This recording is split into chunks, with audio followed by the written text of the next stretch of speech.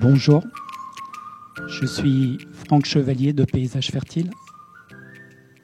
Je suis agriculteur et j'accompagne maintenant je suis agriculteur et j'accompagne aussi les agriculteurs dans l'aménagement de leur terrain, de leur ferme, dans deux domaines. Le premier, c'est la gestion de l'eau, ce qui va nous préoccuper aujourd'hui, et puis aussi de plus en plus sur la fertilité ou ce qu'on appelle l'autofertilité. Et ce qui m'intéresse, ce sur quoi je travaille, c'est comment l'aménagement paysager a une incidence sur la gestion de l'eau et sur la fertilité. Alors, voilà, ce qu'on va voir ce matin, c'est sur la gestion de l'eau, on va voir plusieurs aspects. Le premier, c'est comment est-ce qu'on peut faire en sorte que le sol retienne plus d'eau à disposition des plantes. Le deuxième aspect, c'est en lien avec les déficits hydriques. C'est comment est-ce qu'on peut faire pour que infiltrer le ruissellement dans le sol. Le troisième aspect, c'est comment est-ce qu'on peut récupérer le ruissellement, le stocker pour pouvoir irriguer plus tard, pendant les sécheresses. Et derrière cet aspect de récupérer le ruissellement, de le stocker, on a une méthodologie qui s'appelle le Keyline Design et que je vais présenter. Alors voilà,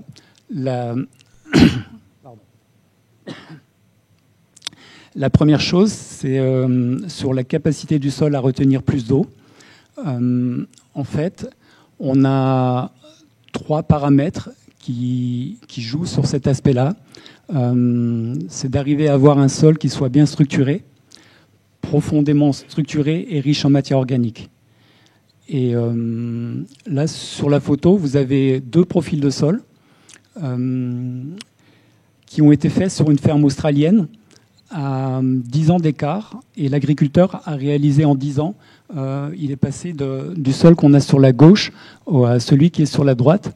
Et si on met ça en termes de réserve utile du sol, faire en sorte que le sol retienne plus d'eau, ça veut dire en fait augmenter la réserve utile du sol. Et il est passé en gros d'une réserve utile qui était autour de 50 mm à une réserve qui a été triplée de quasiment 160 mm de pluie. Pourquoi j'aborde cet aspect-là, c'est que le sol en fait est le premier réservoir d'eau, le premier lieu où on peut stocker l'eau. Alors comment on fait ça? Comment on passe de 55 à 160 mm? En fait, c'est toutes les techniques qu'on va trouver dans l'agriculture de régénération. Alors là, on est sur un cas un petit peu exceptionnel. On ne peut pas faire ça avec tous les sols. Ça a été possible pour cet agriculteur parce que son sol avait un fort potentiel. Si on est sur des sols plus sablonneux ou des choses comme ça, on ne dépassera pas les 80 ou les 100 mm de pluie en capacité de rétention. Et puis l'autre chose, c'est que ça peut prendre plus de temps. Lui, il l'a fait en 10 ans. Ça lui a pris 10 ans pour le faire, mais il était en élevage, en élevage laitier. Maintenant, dans d'autres conditions en culture, on n'aura pas forcément les mêmes bras de levier pour pouvoir améliorer les sols à cette vitesse. En tout cas, ce qu'il faut retenir, c'est que dans la mesure du possible, je vais le dire autrement, dans la gestion de l'eau, l'amélioration des sols est le premier bras de levier qu'on doit activer avant de penser à faire des aménagements. Ce qui est dit par Management Before Investment, parce que souvent, on veut sortir la pelleteuse et commencer à faire des aménagements, creuser, etc. Et on oublie que simplement, si on peut améliorer quelque peu le sol, ça va jouer sur le ruissellement, on aura plus d'infiltration d'eau dans le sol, et aussi, comme on l'a vu ici, une plus grande capacité à retenir l'eau. Alors maintenant, le deuxième aspect de gestion de l'eau, c'est celui d'infiltrer le ruissellement. Et l'idée, c'est de compenser cette évolution du climat qui a tendance à se méditerranéiser et qui fait qu'on a des déficits hydriques en période estivale, pendant la période de végétation, et en même temps, on a des pluies qui ont tendance à être plus fortes et donc à avoir plus de ruissellement. Donc on se dit, pourquoi ne pas ralentir ce ruissellement et l'arrêter pour lui laisser le temps de s'infiltrer dans le sol. Donc l'idée là, c'est en fait de faire en sorte de rallonger le temps de circulation du ruissellement sur la parcelle et aussi la longueur de circulation et aussi le temps de circulation pour que l'eau ait le temps de rentrer dans le sol, de s'infiltrer. Alors, une première possibilité, c'est par exemple des bassins d'infiltration, comme on peut le voir sur cette photo. Là, ça a été pris juste après une pluie. Ça va permettre en fait à ce qu'il y ait des infiltrations profondes dans le sol. Donc, un des rôles de ces bassins, ça va profiter à la végétation qui est autour, mais ça va aussi permettre le rechargement des nappes, des infiltrations profondes. Ce qui peut être intéressant aussi, c'est quand on a, par exemple, comme on le voit sur la gauche, un chemin. Donc ce chemin, il a une infiltration qui est moins... Enfin, il va y avoir plus de ruissellement sur cette surface qui est, où les voitures roulent dessus, où les tracteurs roulent dessus. Et donc ce ruissellement, ces réserves d'eau, ces bassins d'infiltration, en fait, peuvent être alimentés aussi par des sources d'eau, des sources de ruissellement comme les chemins, les routes ou les toitures. Voilà un deuxième ouvrage de gestion du ruissellement et d'infiltration du ruissellement qui est la baissière. Quelquefois on appelle ça aussi des noues ou en anglais ça s'appelle des swells. En fait, ce sont des canaux qui sont en courbe de niveau, qui sont parfaitement plats. Et donc quand ça ruisselle, et là les deux photos ont été prises après des pluies, donc ce qui fait que ces baissières ont intercepté le ruissellement. Ça a un effet aussi de stockage, le temps que l'eau puisse s'infiltrer dans le sol, et la baissière a aussi un effet de répartition dans le paysage. Donc la baissière est un peu l'ouvrage emblématique de la gestion de l'eau, de la gestion du ruissellement. Maintenant, elle a aussi des inconvénients, c'est qu'elle occupe pas mal d'espace dans le paysage. Et puis, on va le revoir un peu plus tard, mais pour l'agriculture, c'est pas génial dans le sens où, comme ça suit des courbes de niveau, en fait, on n'est pas sur des bandes parallèles. Les baissières ne sont pas parallèles les unes aux autres. Et ça veut dire qu'on va, si par exemple, sur la photo de gauche, on était en culture, ou même pour faire les foins, ça va être un peu compliqué. On va avoir pas mal de recoins. Voilà. Maintenant, le troisième aspect que je veux aborder, c'est celui de récupérer le ruissellement pour le stocker. Donc récupérer le ruissellement quand il pleut, pendant la période hivernale ou le printemps, quand il pleut beaucoup, pour le stocker et l'avoir à disposition pour irriguer pendant les sécheresses. Et là, je vais vous parler du Keyline Design, qui est une méthode ou une méthodologie d'aménagement des espaces agricoles et qui a été développée par Perceval Alfred Yeomans, c'est un Australien.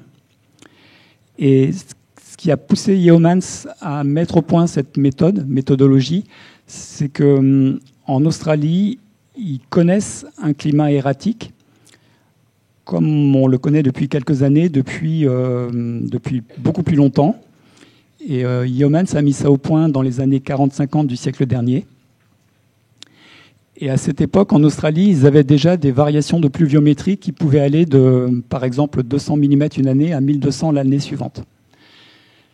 Et donc qui occasionnent soit des sécheresses, des feux, ou alors des inondations avec de l'érosion. C'est basé sur la gestion de l'eau, enfin, on le présente comme ça, en fait, c'est la gestion de l'eau dans l'espace et dans le temps. Dans l'espace, ça veut dire que, en fait, on va placer des réserves collinaires à des endroits qui sont favorables pour ça. Et donc, on aperçoit quelques réserves collinaires sur ce plan, dont une qui est par ici, là, et puis les autres sont au-dessus. Et en fait, par des canaux, on va récupérer le ruissellement et diriger ce ruissellement vers la réserve collinaire. Donc il y a des zones de surface qui servent à collecter de l'eau. Et après, en aval des réserves collinaires, on va avoir des zones qui vont être irrigables. À l'époque de Yeomans, en fait, on irriguait par gravité. Il n'y avait pas encore de tuyaux. Enfin, c'était commencé à arriver. Maintenant, on va un peu plus loin, on le verra un peu plus tard, où on peut irriguer de différentes façons. Donc ça, c'est dans ce sens que je voulais parler d'irrigation, de gestion de l'eau dans l'espace. Et dans le temps, comme je le disais tout à l'heure, le fait de récupérer la pluie, le ruissellement aux périodes pluvieuses de l'année pour l'avoir pendant les périodes sèches.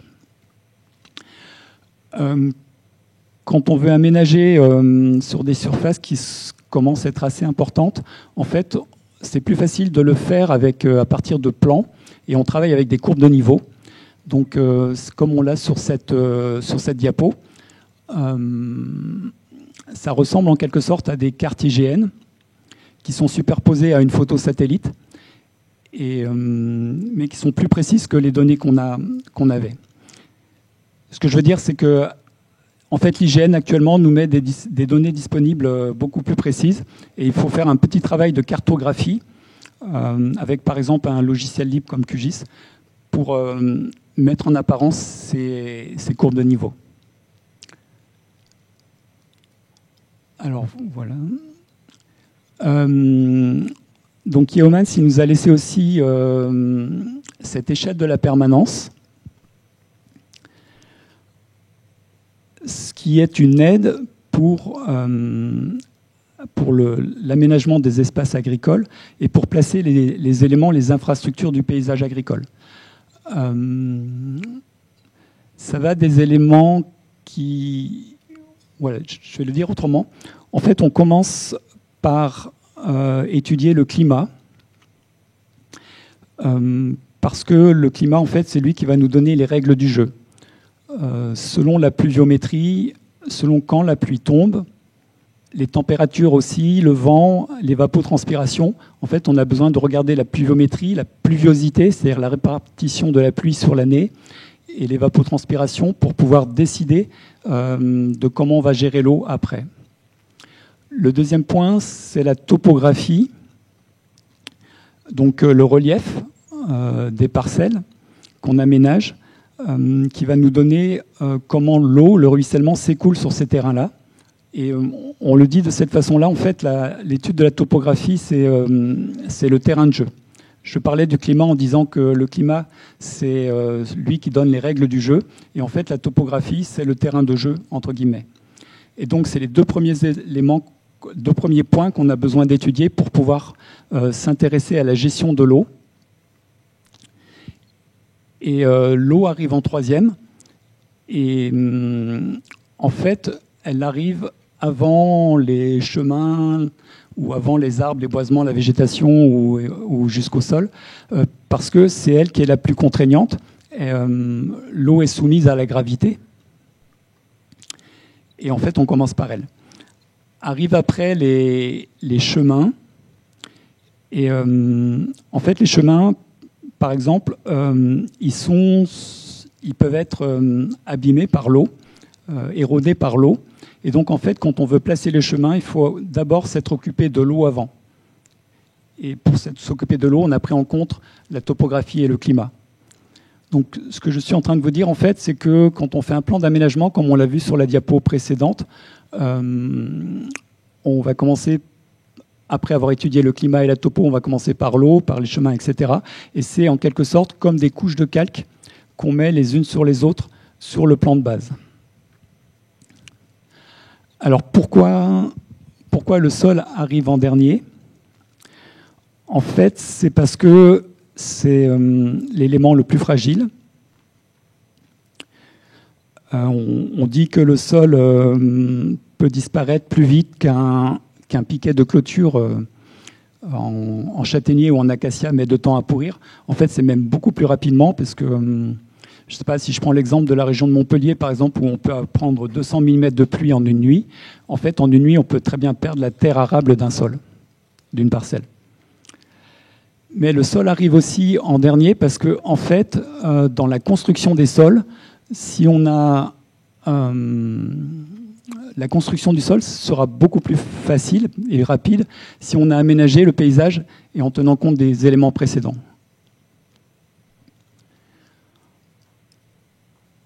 Et en fait, l'intention du Keyline Design, c'est en fait de construire les sols. Et c'était l'objectif de Yeomans. C'est-à-dire qu'il a créé une méthodologie qui est basée sur la gestion de l'eau. Mais en fait, là où son œil se portait, c'était sur le sol et sur la vie du sol. Donc l'objectif, en fait, c'est d'offrir à la vie du sol des conditions de vie qui sont les plus favorables. Je vais prendre un exemple. Par exemple, si un architecte fait des plans pour une maison, il va, par exemple, tenir compte de la course du soleil ou des vents dominants ou des vents froids s'il veut faire le plan d'une maison qui est bioclimatique. En fait, là, de la même façon, quand on fait un plan d'aménagement d'un terrain agricole, on va tenir compte de tous les infrastructures et des éléments qu'on a vus précédemment, comme la gestion de l'eau, les arbres, les boisements, la végétation, pour offrir en fait des conditions, un microclimat, si on peut le dire comme ça, favorable à la vie du sol.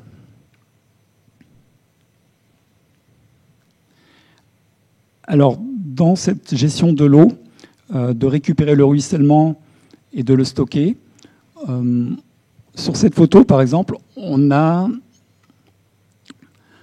les principes de base. Voilà, la réserve collinaire qu'on a ici, et si vous voulez avoir une idée un peu de la taille, on aperçoit sur le barrage, sur la berge, une voiture. En fait, cette réserve collinaire, elle est placée dans un léger creux de vallée. C'est généralement l'endroit qui est le plus favorable pour placer une réserve collinaire. Et cette réserve collinaire, en fait, elle va être alimentée par deux canaux. On a un canal qui monte et on en a un autre de l'autre côté. Et en fait, ce canal, il a une légère pente qui revient vers la réserve collinaire. Ces canaux ont une légère pente qui revient vers la réserve collinaire. Et toute l'eau qui va ruisseler, qui est en amont de la colline qu'on aperçoit, en fait, va être captée par ce canal, ces canaux, et va être dirigée vers la réserve collinaire. Et sous la berge, on ne le voit pas bien parce qu'on est un peu en surplomb, mais il y a un tuyau qui a été placé sous la berge avec une vanne, et on aperçoit à nouveau deux canaux, un qui part de ce côté-là et un qui monte aussi. Et en fait, ce sont des canaux d'irrigation. C'est-à-dire que là, on est sur une irrigation gravitaire et par débordement. Donc ça veut dire que toutes les surfaces qui sont en dessous de ces deux canaux d'irrigation, en fait, peuvent être irriguées. En gravitaire, en tout cas. Dans la réalisation des réserves collinaires, en fait, ce qu'on cherche à faire, c'est, si possible, aller faire le plus profond possible et avec des parois qui sont pentues. On essaye d'arriver à des pentes à peu près jusqu'à 45 degrés, si le sol le permet. L'idée de faire ces réserves pentues et profondes, c'est de stocker un maximum de volume d'eau par rapport à la surface d'évapotranspiration. On commence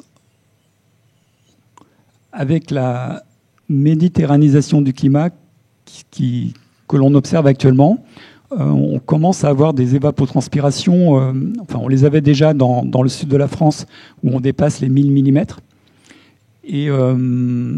Mais on s'aperçoit que, sauf année exceptionnelle comme cette année, mais dans le nord de la France, l'évapotranspiration potentielle est en train d'augmenter. Et en fait, si on fait des réserves collinaires qui sont très évasées, en fait, elle s'assèche très rapidement. Donc, la forme de la réserve collinaire, c'est très important. Et on ne peut pas faire ça partout parce que ça veut dire qu'il faut avoir une profondeur de sol suffisante pour pouvoir descendre en profondeur. Ça veut dire aussi que pour avoir des parois qui se tiennent, enfin si on veut aller vers les 45 degrés, il ne faut pas avoir de terre dispersive. Si la terre est un peu dispersive, en fait, on ne sera pas à 45, mais on sera plutôt à 60 degrés. On va réduire la pente. Faut aussi avoir de la terre qui bon, bien sûr, qui peut donner une étanchéité. Voilà. Sur le croquis de gauche, en haut à gauche, en fait, on a les différentes formes de réserves qui peuvent être faites. Et il y en a une, quand c'est possible, il y en a une qui nous intéresse particulièrement, c'est celle de vallée. Parce que on dit que dans ce type de réserve, en fait, c'est celle où on peut stocker le plus d'eau, de quantité d'eau, par rapport à la quantité de terre qu'on aura déplacée pour faire le barrage, pour faire le mur. Mais on n'a pas toujours un creux de vallée à disposition. Et ça, c'est le cas de cette réserve collinaire que j'ai fait chez moi. C'est une micro-réserve de 500 mètres cubes. Et là, on a dû déplacer beaucoup de terre parce qu'on a placé la réserve en fonction de la quantité d'eau qu'on pouvait récupérer. Et là où on l'a placé, c'était relativement plat. Et donc, on était beaucoup en déblai. Et donc, on a utilisé la terre pour faire autre chose. Je ne vais pas rentrer dans ces détails-là. Mais quand on est dans un creux de vallée, en fait, la plupart du temps, les réserves collinaires se font en déblai-remblai. C'est-à-dire que la terre qui est creusée est utilisée pour créer le mur, le barrage. Voilà, par exemple, sur cette diapo, deux types de réserves collinaires. Celle qui est en haut, en fait, est dans un creux de vallée, si on arrive un peu à lire la topographie, alors que celle qui est ici vers moi est sur une crête, et en bout d'une crête. Et on peut voir que la longueur des murs, des barrages, au niveau de la crête, est beaucoup plus long que celui qui est dans le creux de vallée. Et là, je pense que quand ils ont créé cette réserve collinaire, il est possible qu'ils aient pris une partie de la terre de l'autre pour compléter le mur. Alors voilà. On vient de voir les trois grands aspects de gestion de l'eau, qui est faire en sorte que le sol retienne plus d'eau. Le deuxième, c'est l'infiltration du ruissellement. Et le troisième, c'est la récupération du ruissellement, son stockage pour irriguer. Et on va revoir ça de façon un peu plus concrète. Et j'ai remis cette diapo parce qu'en fait, c'est pour nous rappeler que dans l'aménagement, justement, il faut bien repartir du climat, de la topo, pour décider de ce qu'on peut faire en termes de gestion de l'eau. Alors voilà, dans les présentations précédentes, on a eu quelques perspectives sur le climat. Ça, c'est une que je vous propose pour la Vienne. Dans quelques années, années ou décennies, à voir, quand nous sortirons de la phase chaotique climatique dans laquelle on est. Ce qui va être important, c'est avec le réchauffement et la méditerranisation, en fait, c'est qu'on a une bascule et que l'évapotranspiration, ou au moins l'évapotranspiration potentielle, va dépasser la pluviométrie. Donc ça veut dire qu'on se retrouve dans des climats secs, en quelque sorte. Et puis l'effet de la méditerranisation aussi fait qu'on a moins de pluie pendant la période estivale, qui est aussi la période de végétation. Et donc pour nous, agriculteurs, c'est assez dramatique. Et alors voilà, là c'est l'histogramme de la pluviométrie, c'est un histogramme qui est lissé sur plusieurs années, mais on doit prendre en compte aussi qu'il peut y avoir des sécheresses et que pour la région, on peut s'attendre, de mon point de vue, ça n'engage que moi, ce que je mets là sur le tableau, à des sécheresses qui auraient une durée de 1,5 mois à peu près. Et surtout, la région serait impactée par des températures assez hautes et caniculaires. Donc, et aussi par des vents assez forts, enfin assez ventés, ce qui explique qu'on arrive à des évapotranspirations potentielles qui pourraient être de l'ordre de 900 mm pour une pluviométrie qui ne dépasserait pas les 650 mm.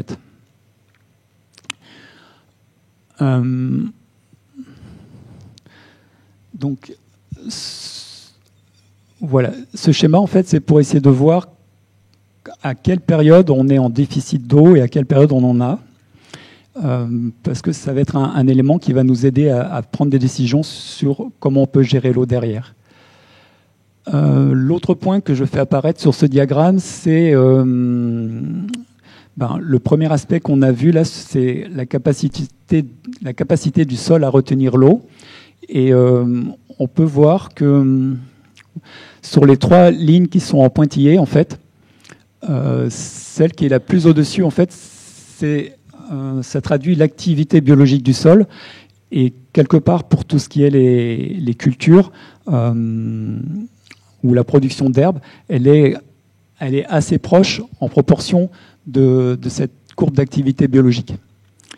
Et en fait, quand on est sur l'effet d'assèchement, fait chuter cette activité biologique et le fait chuter d'autant plus que le sol a une faible réserve utile. Donc là, ce que j'essaye de vous montrer, c'est qu'on doit prendre en compte aussi la qualité du sol et sa capacité à retenir l'eau dans les choix de gestion d'eau.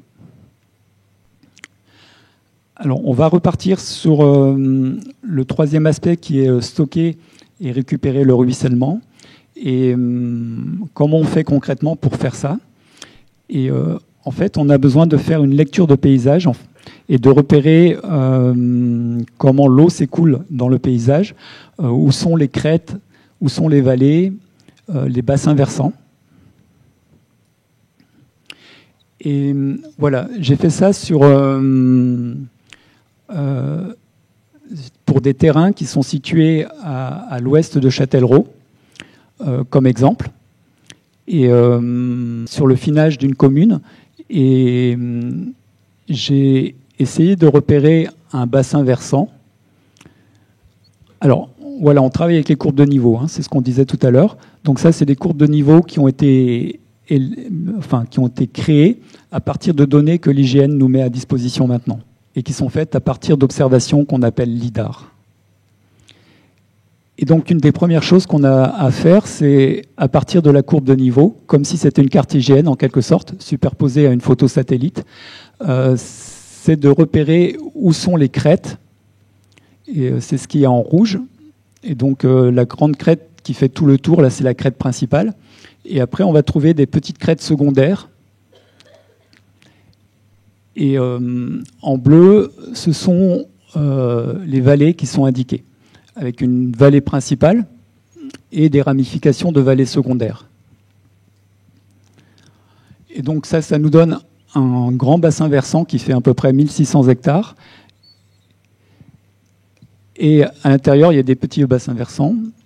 Un des points qui est important, c'est que on va repérer aussi au niveau des vallées des points particuliers qu'on appelle dans le keyline design des points clés ou key points. Et ce sont des endroits où, en fait, où la pente passe d'érosive à plus dépositaire et plus douce. Et c'est des endroits qui sont indiqués pour placer des réserves collinaires.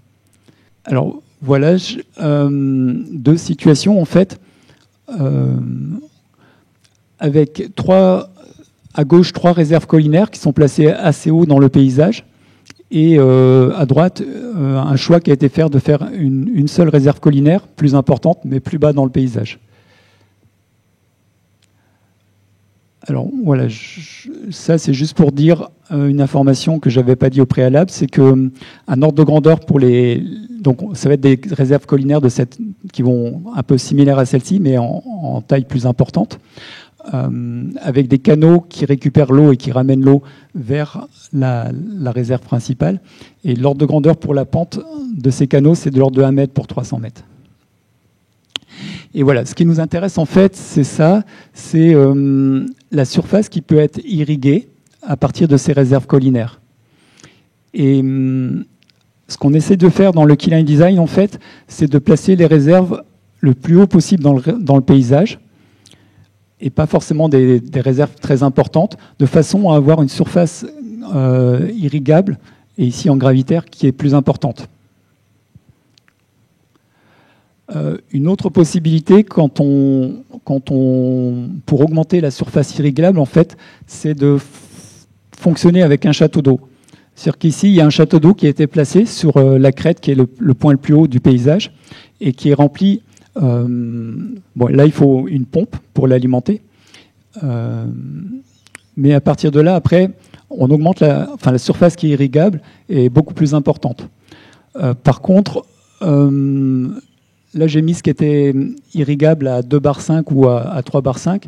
Mais si on avait voulu aller à 5 bars ou à 7 bars pour faire fonctionner des grands enrouleurs, en fait, dans ce type de paysage-là, on n'a pas assez de hauteur pour le faire. Voilà. Un point qui est important dans les décisions pour gérer l'eau, c'est de savoir comment le sol se laisse traverser par la pluie et de savoir ce que devient l'eau qui s'infiltre. On va le revoir un peu plus loin. Ouais, je remets une photo de baissière entre... c'est le même parcelle en fait, avant et après une pluie. Donc on voit que la baissière a récupéré de l'eau et qu'elle va s'infiltrer doucement dans le sol. En fait, là où je veux en venir, c'est ce qu'on appelle le bulbe d'infiltration. C'est ce qui est représenté ici. Et voici 3 situations. En fait, il faut se demander chez soi, dans son terrain, comment l'eau va s'infiltrer dans le sol. Et si on est par exemple sur la gauche, sur le croquis qui est à gauche, sur un sol qui est très drainant, alors déjà, si le sol est très drainant, en principe, il n'y a pas trop de ruissellement. Donc, est-ce que ça se justifie de faire une baissière ou un ouvrage d'infiltration s'il n'y a pas beaucoup de ruissellement? Et après ce ruissellement, quand il s'infiltre, en fait, on a un bulbe qui est très vertical, très descendant. Donc, est-ce que ça va profiter aux cultures qui sont autour? Voilà. Inversement, si on est sur la droite, sur un sol qui est très argileux, on a beaucoup de ruissellement et donc c'est intéressant de pouvoir l'intercepter. Mais maintenant, le bulbe d'infiltration, il va pas descendre facilement parce qu'on a une faible percolation dans le sol. Donc, si on associe des arbres, par exemple, avec les baissières, et ce qui est très souhaitable, en fait, le bulbe d'infiltration, l'eau peut avoir tendance à suivre les racines, à profiter, à suinter le long des racines. Et en fait, on peut avoir des problèmes d'hydromorphie. Donc, c'est intéressant d'intercepter le ruissellement pour l'infiltrer, mais dans des climats comme celui de la Vienne, par exemple, où on pourrait avoir des étés qui sont plutôt méditerranéens et des hivers qui sont plutôt océaniques ordinaires, avec une pluviométrie importante. Dans les sols argileux, en fait, le fait d'intercepter l'eau peut faire qu'on va accentuer l'hydromorphie. Donc, ce n'est pas non plus souhaitable. Donc, finalement, on revient juste. C'est pas toutes les situations qui sont intéressantes. Donc ça suppose de bien connaître son sol, ou ce que l'on fait de plus en plus, c'est de faire des fosses pédologiques pour voir comment ça se passe. Et ça m'arrivait de faire des fosses pédologiques sous des arbres qui étaient irrigués, et de voir en fait que le bulbe d'infiltration, il était très vertical, et que l'arbre avait développé peu de racines. Et il avait développé ses racines principalement où il y avait le bulbe d'infiltration. Voilà, on va finir là-dessus. 2 choses. Les baissières. Voilà, donc ça c'est toujours sur une parcelle qui est de l'autre côté de Châtellerault. C'est un plan d'implantation de baissières sur une parcelle qui fait 37 hectares, sur 2 petits bassins versants. Et comme je vous le disais, en fait, les baissières sont en courbe de niveau. Et en fait, entre deux baissières, la distance elle est irrégulière. Donc c'est pas très pratique. Enfin, pour nous agriculteurs, c'est pas génial. Et donc il existe une autre possibilité qui est ce qu'on appelle un motif keyline. Alors là, on n'est plus en courbe de niveau. On est avec des canaux qui ont une légère pente. Et l'idée, c'est que ces canaux ils sont parallèles les uns aux autres. Donc on est sur des bandes parallèles.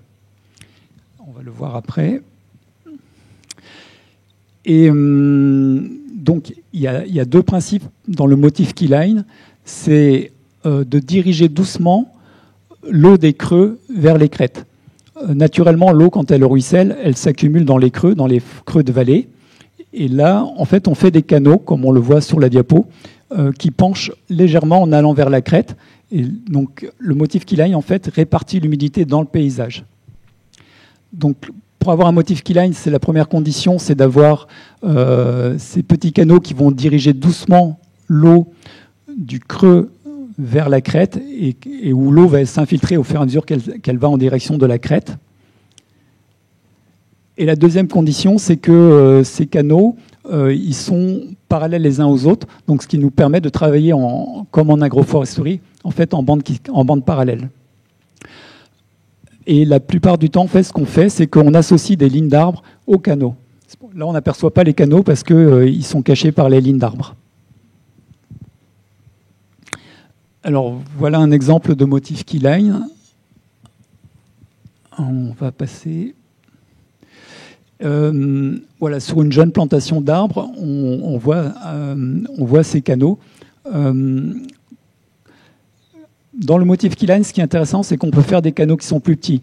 La baissière, son rôle, c'est de stocker l'eau pour lui laisser le temps de s'infiltrer. Donc, c'est des ouvrages qui font à peu près 2 mètres de large, mais ça peut être moins ou ça peut être plus. Sur le canal d'infiltration d'un motif keyline, on peut être sur 1 mètre, par exemple. Un motif keyline en élevage, par exemple. Et voilà. Voilà, maintenant c'est la place pour les questions. Je suis arrivé au bout de ce que je voulais vous présenter.